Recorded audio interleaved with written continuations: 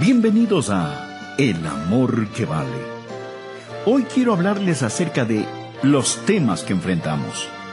Amigos, vivimos en días peligrosos. La Biblia los llama en 2 de Timoteo 3:1, tiempos peligrosos. Creo con todo mi corazón y alma que la arena del reloj se acaba para esta generación y que estamos presenciando el fin de una era. Creo que Jesucristo viene pronto. Bueno, sé que puedo estar equivocado, y no estoy poniéndole una fecha al regreso del Señor, mas no puedo negar el sentir de mi corazón. He predicado la Biblia desde hace mucho. Soy un observador de los tiempos y estudiante de la palabra de Dios. Creo que Dios está a punto de descender del cielo y juzgar la maldad de este viejo mundo. Yo no estoy tratando de salvar al mundo. Todo aquel que conoce la Biblia sabe que es una tontería el intentar salvar este mundo. Este mundo va en curso de colisión, de choque con el juicio y el desastre. Permítame decirle cuál es el propósito del Evangelio. El Evangelio no es para salvar a esta civilización de la catástrofe. El Evangelio es para salvar al hombre de la catástrofe de esta civilización. El objetivo de la Biblia y del Evangelio es arrebatar a hombres, mujeres, niños y niñas, sacarlas como antorchas del fuego y hacerles saber que este mundo se dirige hacia el juicio. Mas gracias a Dios, está por venir un nuevo mundo. Hoy tenemos muchos ingenieros sociales que hacen todo lo posible por salvar a este mundo. Me recuerdan de la gente que estaban acomodando las sillas en la cubierta del Titanic antes de que éste se hundiera. Lo que necesitamos hacer es averiguar cuál debería ser nuestra posición en estos últimos días. Y como lo he dicho antes, no debemos saberlo solo para sobrevivir, sino para florecer, para ser victoriosos, para alistarnos para ir al cielo y llevarnos a todo el que podamos con nosotros.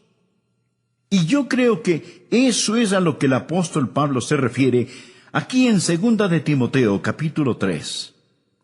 Dios ha puesto en mi corazón una serie de mensajes para darnos un vistazo general de los temas que enfrentamos en estos últimos tiempos. Por favor, busquen su Biblia 2 de Timoteo capítulo 3 y empecemos con el versículo 1. También debes saber esto, que en los postreros días vendrán tiempos peligrosos. Esta palabra, peligrosos, en el original se usa solo una vez más en el Nuevo Testamento. En Mateo capítulo 8, verso 28. Habla de dos hombres endemoniados, y ahí está traducido feroces en gran manera. Así que estos son tiempos feroces en gran manera. No es que yo sea ave de mal agüero cuando le digo que nuestro mundo enfrenta tinieblas nacionales e internacionales, morales, espirituales, sociales y políticas. Cualquiera puede tomar el periódico y darse cuenta que las naciones se derrumban a nuestro alrededor. Usted dirá, pero es maravilloso lo que sucede en los países comunistas, el ver el derrumbe del comunismo. Bien, esto nos da una ventana para predicar el Evangelio. Nos da una entrada para predicar el Evangelio y debemos hacerlo, pero mi amigo, lo que usted está viendo es un destello del reino venidero del Anticristo. Este mundo y todas las cosas que están sucediendo tan rápidamente solo están preparando el escenario para ese líder mundial, el Anticristo. La Biblia dice que Él vendrá, y nos dice también de dónde saldrá. No, Él no saldrá de Rusia. Saldrá de un imperio romano reunificado. Saldrá de Europa. Y vemos cómo el escenario ya se ha preparado para esto. Los cristianos no deberíamos sorprendernos al ver todas estas profecías cumplirse. No debe ocasionar pánico.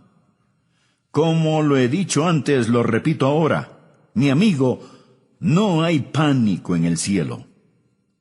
Aun cuando se ponga gloriosamente oscuro para el Hijo de Dios, recordemos que la estrella de la mañana aparece después de la hora más oscura de la noche. Estamos esperando el regreso del Señor Jesucristo. Dios nos dice que estos son días peligrosos. En 2 de Timoteo 3, versículo 2, encontramos una descripción de los días en que vivimos. La Biblia dice: porque habrá hombres amadores de sí mismos. ¿Cuál es la actitud de esta era? Ya no tenemos a los hippies, quienes estaban interesados en el bien de toda la sociedad en conjunto. Ya eso se ha quedado atrás. La actitud en nuestros tiempos es el yo. Concentrarse en uno mismo, egocentrismo. Vivir como si Jesús nunca hubiera vivido, como si nunca hubiera muerto, como si no hubiera resucitado. Alguien ha descrito a esta era como la era del miísmo. Una muy destacada feminista escribió lo siguiente. Escuche bien. Ella dijo: debemos destruir el amor. Se lo puede imaginar. Debemos destruir el amor. El amor es una institución por definición que es reconocida generalmente como aprobación y aceptación. El amor fomenta vulnerabilidad, dependencia, posesión, susceptibilidad al dolor e impide el desarrollo total de la potencialidad humana de la mujer al dirigir todas sus energías hacia afuera en el interés de otros. ¿Puede imaginarse a alguien diciendo esto? ¿Que debemos destruir el amor? Lo que está diciendo es: lo que necesitas es dejar de dirigir tus energías hacia afuera. Olvídate de tales cosas como cuidar de los niños, amar a tu esposo, ser una buena ciudadana o tratar a los demás tal y como quieres que te traten. La Biblia dice que en los postreros días vendrán tiempos peligrosos. Y Jesús dijo: por haberse multiplicado la maldad, el amor de muchos se enfriará. Mire el versículo 2. No solo serán amadores de sí mismos, sino que también serán avaros. Mire a su alrededor. ¿Cuál es la motivación de la gente de hoy? Es vivir para acumular todo lo que puedan y no lo que puedan dar. La Biblia enseña que debemos adorar a Dios, amar a la gente y usar las cosas. Pero lo que nosotros hacemos es ignorar a Dios, amar las cosas y usar a la gente. Sigue diciendo que serán avaros, vanagloriosos. Continuamente presumimos de nuestra grandeza humana, de nuestros logros humanos, y como egomaniáticos, vamos directo hacia el infierno pensando que somos demasiado buenos para ser condenados. Nuestra civilización se está desbaratando, anda arrastrando los pies. Y continúa diciendo la palabra: blasfemos. Puede ver eso en el verso 2. Permítame decirle algo. Me da vergüenza a veces ser estadounidense al encender la televisión. Me pregunto qué pensarán aquellos que nos visitan. El diablo lleva la blasfemia y la pornografía a las salas de los estadounidenses. Parece como si una alcantarilla estuviera abierta. La gente blasfema contra el nombre de Dios. George Will, un comentarista conservador que de vez en cuando me gusta escuchar, dijo lo siguiente: y ahora es un escándalo más allá de la ironía que gracias al trabajo energético de los fanáticos civiles de libertades, los pornógrafos disfrutan protección extensa bajo la primera ley, mientras que los niños de primer grado en una presentación de Navidad se dice que infringen los valores de la Constitución, los valores de la primera ley. Pablo continúa diciendo que en los últimos días los niños serán desobedientes a los padres. Levantamos una generación de niños que no entienden la autoridad dentro o fuera del hogar. Un educador, el Dr. Pierce de Harvard, instruía a 2,000 profesores en Denver y dijo lo siguiente. Por favor, escúcheme atentamente lo que dijo este Dr. Pierce. Todo niño en los Estados Unidos que entra a la escuela a la edad de 5 años está mentalmente enfermo, porque llega a la escuela con una lealtad hacia nuestros funcionarios elegidos, hacia nuestros padres fundadores, hacia nuestras instituciones, hacia la conservación de esta forma de gobierno, patriotismo, nacionalismo y soberanía. Todo esto prueba que los niños están enfermos, porque el individuo sano es uno que ha rechazado todas esas cosas, y es lo que yo llamaría el verdadero niño internacional del futuro. Bueno, dirá usted, ese era un hombre cualquiera el que dijo esas cosas. No, mi amigo. Era un profesor de Harvard. Bien, dirá usted, le hablaba a gente ignorante. No. Le hablaba a 2,000 profesores. Les estaba diciendo que cuando los niños y niñas van a la escuela y tienen amor hacia sus padres, una distinción clara entre lo bueno y lo malo, lealtad para su país e ideas de nacionalismo y patriotismo, entonces esos niños están enfermos. El Dr. John Phillips, un teólogo y gran estudioso de la palabra de Dios, dijo: incluso los padres cuidadosos están encontrando cada vez más difícil sobrevivir las mareas ascendentes de promiscuidad toleradas por la sociedad con los valores seculares enseñados en las escuelas públicas. Las escuelas a lo largo del país simplemente ignoran las objeciones paternales contra las enseñanzas liberales sobre homosexualidad, aborto, control de la natalidad, indulgencia sexual y moralidad relativa. Y por supuesto, la enseñanza de la Biblia es prohibida en nuestras aulas. Podemos asignar la lectura y discusión de cualquier libro asqueroso que salga de la imprenta. Podemos estudiar Carlos Marx y George Bernard Shaw. Podemos invitar a brujas, homosexuales y anarquistas a nuestras aulas para que presenten sus ideas, pero no podemos enseñar la Biblia, ni tener oraciones simbólicas, ni leer las Escrituras en nuestras escuelas. Y luego el Dr. Phillips hace esta pregunta: ¿no es acaso razonable entonces que 1/4 de todos los quinceañeros estadounidenses y 1/10 parte de todos los adolescentes de 13 años hayan experimentado ya con el sexo? Piénselo. 25% de todos los quinceañeros.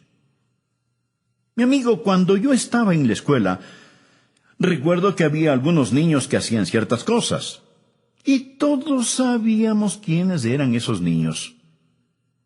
Y hablábamos de ello. Pero ahora, querido amigo, hay cosas que están pasando y que quebrantan el corazón.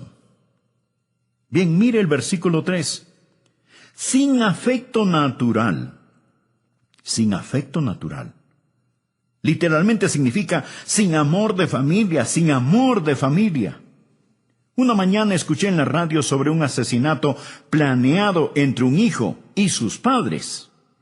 Iban a asesinar a la esposa del hijo, o sea, a su nuera, para recibir el dinero del seguro. Pero parece que se dieron cuenta que su seguro ya había expirado.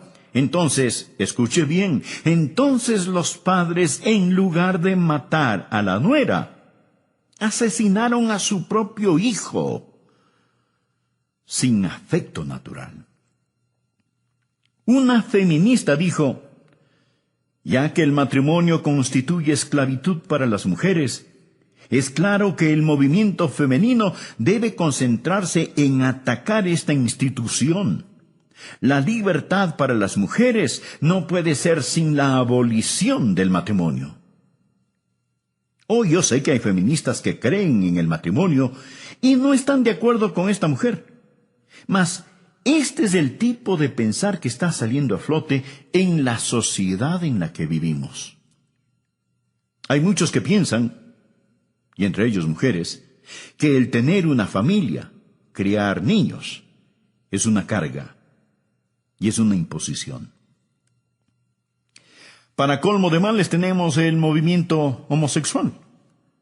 Cuando la Biblia dice sin afecto natural, habla de no tener el amor de familia que Dios espera que la gente tenga.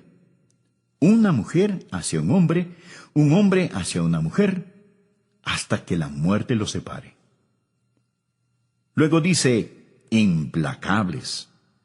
Estos son tiempos peligrosos en los que vivimos, cuando los hombres romperán sus promesas. Es decir, la palabra de un hombre no significa nada, ya sea un contrato de negocios, un contrato matrimonial o un tratado entre naciones. Que Dios tenga misericordia sobre una nación que ha desechado el matrimonio. Hoy está aumentando lo que llamamos divorcio sin culpa. Mi amigo, eso es una burla. Es una tragedia nacional. El 40% de los matrimonios de hoy terminan en divorcio. Y muchos conviven sin el beneficio del matrimonio, rompen sus promesas. No solo eso, sino también calumniadores, intemperantes. Quiere decir sin autocontrol, crueles, aborrecedores de lo bueno. Nuestras cárceles están llenas de matones. No tenemos espacio suficiente para encerrar a los criminales. Cuando construíamos el templo de nuestra iglesia, uno de los alcaldes dijo, «Qué bueno que una iglesia tan grande como esta se esté construyendo.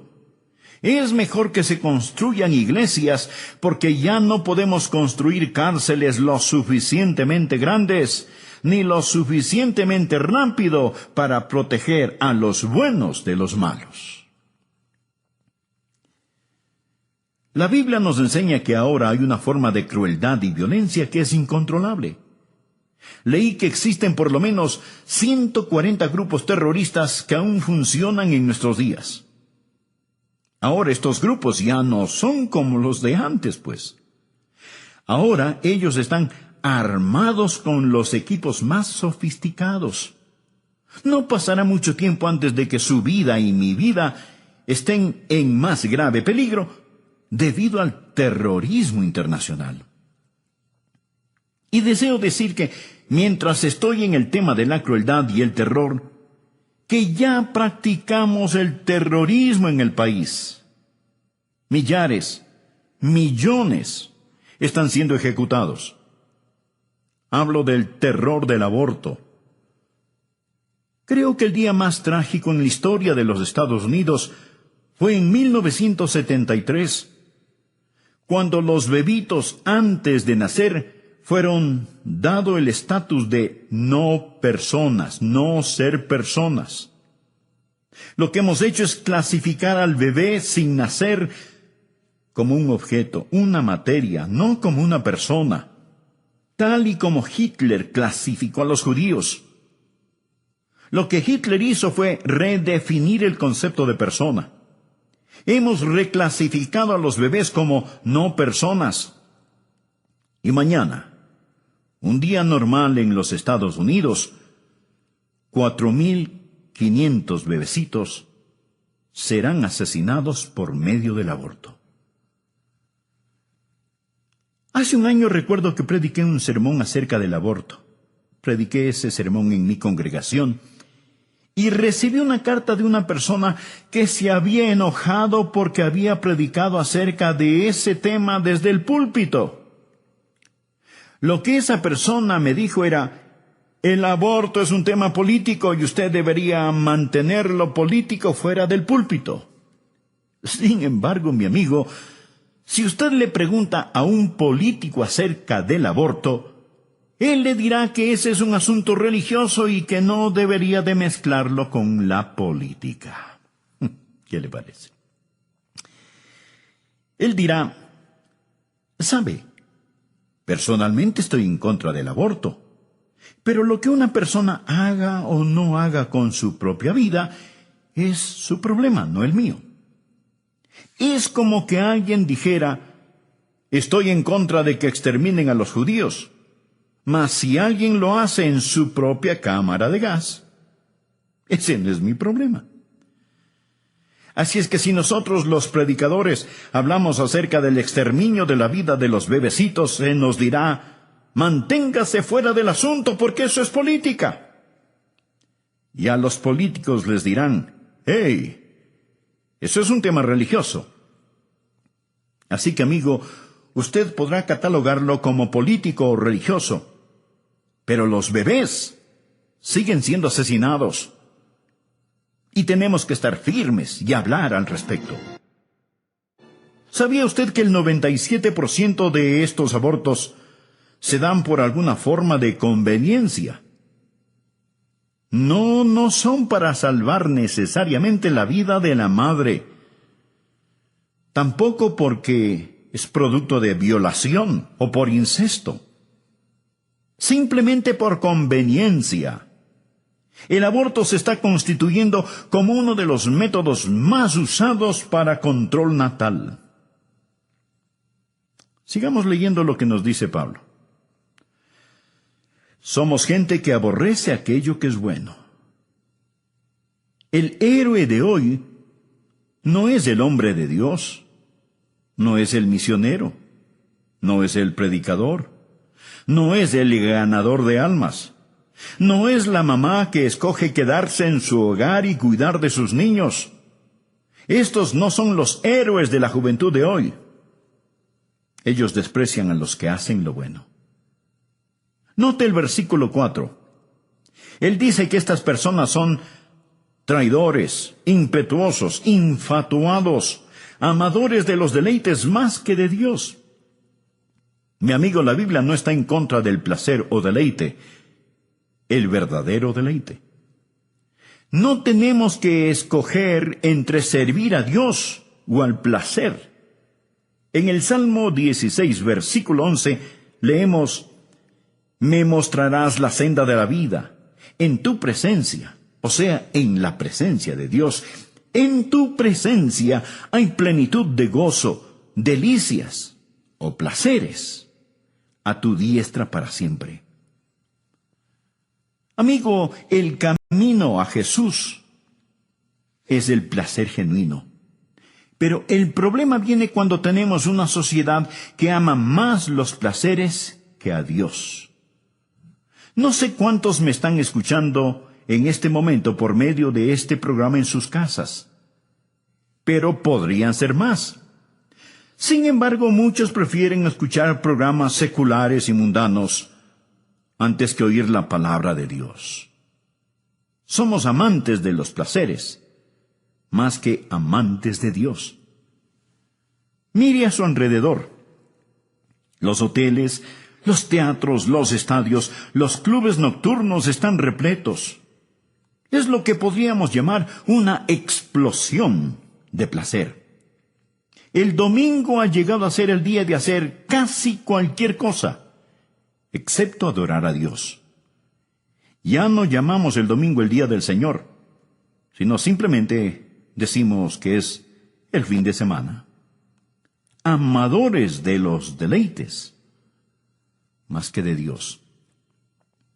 Continuamos en el versículo 5. Que tendrán apariencia de piedad, pero negarán la eficacia de ella. A estos evita. Amigo, no hay escasez de religión, pero la mayoría de la gente no necesita religión. Necesitan abandonar la religión y entregarse a Jesucristo. ¿Qué dice la palabra? Que tendrán apariencia de piedad, pero negarán la eficacia de ella. Es una forma de religión sin poder y sin realidad.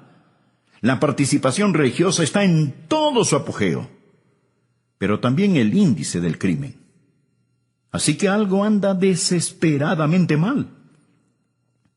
Hablamos de la religión sin la realidad. Leamos por favor el versículo 6. Porque de estos son los que se meten en las casas y llevan cautivas a las mujercillas cargadas de pecados, arrastradas por diversas concupiscencias. Lo que está diciendo es esto, que la religión falsa estará a la orden del día. La palabra mujercillas significa mujeres débiles, de carácter débil, criaturas impulsivas, susceptibles a las insinuaciones. Estoy convencido que se refiere a las mujeres liberadas, quienes han rechazado la autoridad de la palabra de Dios y de sus esposos, viviendo por el impulso. Y luego continúa diciendo, mujercillas cargadas de pecados, arrastradas por diversas concupiscencias. Las palabras cargadas con pecados no significan que sean degeneradas y pecadoras. No es eso lo que quiere decir. Ahora, podría ser cierto, pero no es eso lo que significa. Lo que verdaderamente significa es que llevan el gran peso del pecado. Todo hombre, mujer, joven y niño en este mundo lleva el peso del pecado. Eso es lo que les da trabajo a los psiquiatras. Por eso es que se venden tantos sedantes y se consume tanto alcohol, porque la gente trata de olvidar. No saben qué anda mal, puesto que existe este peso opresivo. Están cargados de pecados. Y sigue ahora describiéndoles aquí, observe, y verá que son una presa fácil para el diablo. Mujercillas cargadas de pecados, arrastradas por diversas concupiscencias. ¿Qué significa esto? ¿Significa que desean sexualmente a los hombres? No. Significa literalmente diversas lujurias, toda clase de pasiones, deseos no satisfechos. Lo que tenemos aquí son personas crédulas, culpables y codiciosas. Crédulas, débiles, listas a creer cualquier cosa. Ven una revista en el supermercado donde la artista Shirley MacLaine habla de la nueva era. La toman y la leen. ¿Por qué? Porque buscan algo que les quite esa culpabilidad que sienten. Además, están vacías y llenas de deseos no satisfechos. Esto es lo que se encuentra en el corazón y mente de muchos hoy en día. Ahora, además de eso, encontramos en los versículos 7 y 8 una explosión de conocimiento. Estas siempre están aprendiendo y nunca pueden llegar al conocimiento de la verdad. Los hechos pueden duplicarse y triplicarse. El conocimiento aumentará, pero no la verdad. Si es nuevo, no es verdad.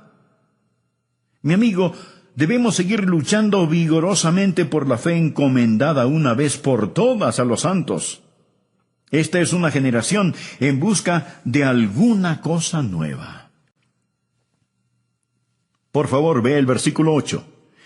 Y de la manera que Janes y Jambres resistieron a Moisés, así también estos resisten a la verdad, hombres corruptos de entendimiento, réprobos en cuanto a la fe. ¿Quiénes eran Janes y Jambres? Fueron los magos que se opusieron a Moisés al imitar y remedar sus milagros. En los últimos días, Satanás va a venir. En estos últimos tiempos, usted va a presenciar más milagros de los que jamás haya visto. La mayoría de ellos no serán hechos por Dios, sino por medio del poder de las tinieblas, el poder de Satanás.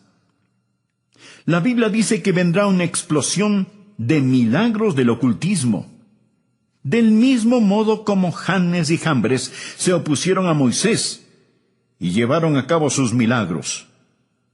Muchos van a ser engañados por estos milagros.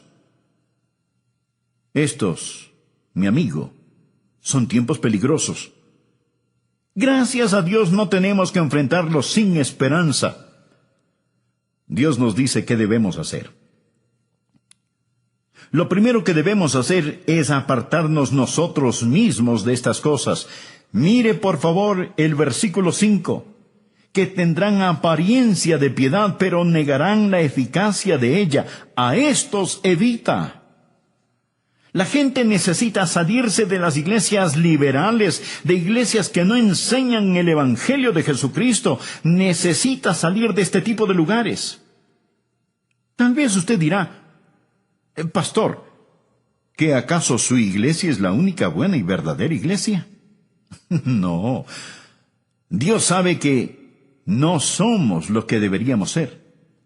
Hay muchas iglesias bíblicas maravillosas que honran a Cristo, pero también hay muchas que no.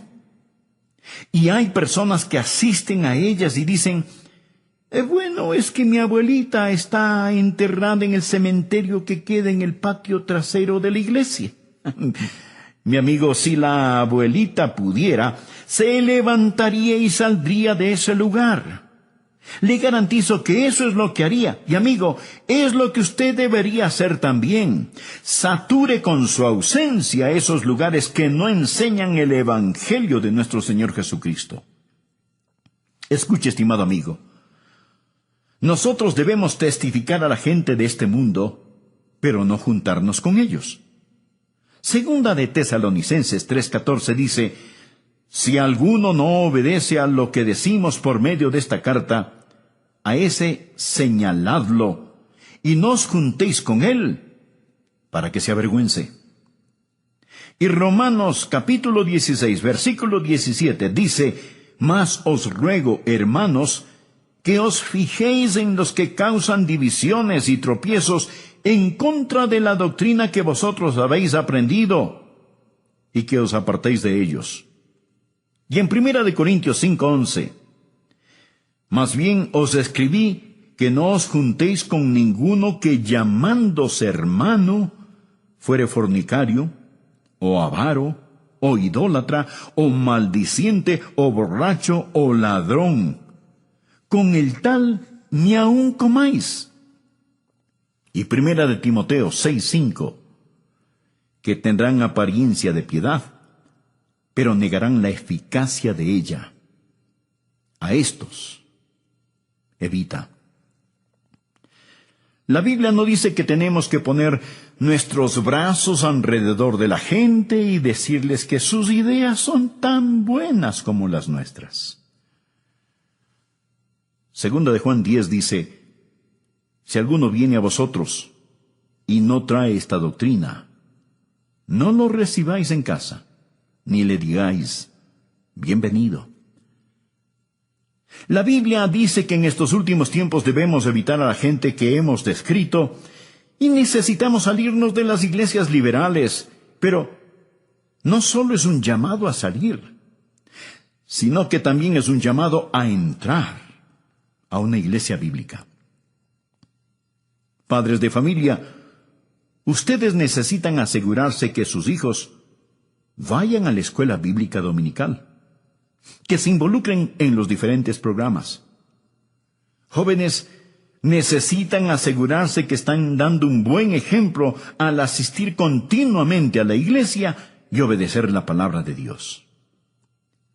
Hebreos 10:25 nos dice que entre más se acerca el día del Señor, más necesitamos estar en la casa de Dios y con el pueblo de Dios, no dejando de congregarnos, como algunos tienen por costumbre, sino exhortándonos, y tanto más, cuanto veis que aquel día se acerca. Necesitamos practicar la separación del mundo y la comunicación con el pueblo de Dios. No va a ser muy fácil. Mi amigo, usted va a sufrir en estos últimos días, pero no le hará daño si usted tiene al Señor Jesús. Mire los versículos del 10 al 12. Pero tú has seguido mi doctrina, conducta, propósito, fe, longanimidad, amor, paciencia, persecuciones, padecimientos, como los que me sobrevinieron en Antioquía, en Iconio, en Listra, persecuciones que he sufrido, y de todas me ha librado el Señor. Y también todos los que quieren vivir piadosamente en Cristo Jesús padecerán persecución. ¿Cuántos creen lo que dice el versículo 12? Espero que lo crean. Está en la Biblia. ¿Cuántos de ustedes están sufriendo persecución? Si usted no está sufriendo alguna clase de persecución, es porque, tal vez, no está viviendo piadosamente en Cristo Jesús. Algunos piensan, bueno, si vivimos piadosamente, escaparemos la persecución. No, no escapará. Mi amigo, Jesús no escapó la persecución. Pablo no se libró de la persecución. Usted tampoco se librará. Usted es una persona nacida 2 veces en un mundo de gente nacida solo una vez. Y estará yendo contracorriente todo el tiempo. Este mundo no le va a honrar si usted verdaderamente vive para el Señor Jesús. Le romperán la nuca si es que pueden hacerlo. Vean lo que dice el versículo 13. Mas los hombres malos y los engañadores irán de mal en peor, engañando y siendo engañados. Usted me preguntará, Pastor Rogers, ¿se está poniendo mejor o peor este mundo? Y la respuesta es sí. Los malvados y los engañadores irán de mal en peor, engañando y siendo engañados. Pero el pueblo de Dios, al acercarse en la segunda venida de Jesús, creo que estará brillando más y más. Veo que a pesar de toda la letanía de problemas, hoy más que antes, conozco a más gente que conoce y ama al Señor Jesús, que creen en la Biblia y tienen doctrina sana y firme. La otra noche fui a escuchar un debate entre Philip Shafley y Sarah Weddington, la abogada que hizo legal el matar a bebecitos pequeños. Mientras escuchaba el debate, mi corazón se entristeció cuando vi cómo unos jóvenes celebraban y aplaudían la idea de que bebés antes de nacer pudieran ser aniquilados. Mas déjeme decirle también que me sentí animado cuando vi a otro grupo de jóvenes con rostros brillantes y de aspecto inteligente, muchos de ellos miembros de nuestra iglesia, que estaban allí en el nombre de Cristo y defendían aquello que es verdad. Amigo, es mejor que usted sepa dónde está parado y qué es lo que cree, porque va a ponerse de mal en peor. El diablo hará su trabajo al engañar. Existe todo tipo de charlatanes y esto va a empeorar. ¿Qué debe hacer usted? ¿Qué debe hacer la gente joven, adulta, los ancianos en estos días? Mire el versículo 14. Pero persiste tú en lo que has aprendido y te persuadiste, sabiendo de quién has aprendido, y que desde la niñez has sabido las sagradas Escrituras, las cuales te pueden hacer sabio para la salvación por la fe que es en Cristo Jesús. Recuerde lo que usted ha aprendido. No dude en la oscuridad lo que Dios le ha mostrado a usted en la luz. Recuerde la palabra de Dios y de quién la aprendió. Yo no llegué aquí ayer. He estado aquí muchos años predicando la Biblia. Recuerde lo que ha aprendido y recuerde de quién lo aprendió. ¿Sabía que la Biblia habla de espíritus seductores y doctrinas de demonios? Una joven que era miembro de mi iglesia en la Florida fue a estudiar a una universidad que tenía un aire de religiosidad. Pero los profesores liberales comenzaron a tomar la Biblia y descuartizarla. Luego le dijeron, no regrese a casa, a su iglesia, contándoles todo esto. Ellos no lo entenderían. Esto es lo que creemos. Esto es lo que los eruditos modernos dicen. Y ella dijo, Eran buenas personas y casi me convencieron, pero pastor, luego me recordé de lo que usted había enseñado y en la forma en que usted vive, y supe que ellos estaban equivocados. Esto es lo que el apóstol Pablo está diciendo. No te dejes llevar por esos vientos de doctrinas, pero persiste tú en lo que has aprendido y te persuadiste sabiendo de quién has aprendido. Amigo, Dios nos ha dado su palabra, y todo lo que yo le hable va a venir a través de la palabra. Versículo 15. Dios nos ha dado las sagradas Escrituras, las cuales te pueden hacer sabio para la salvación por la fe que es en Cristo Jesús.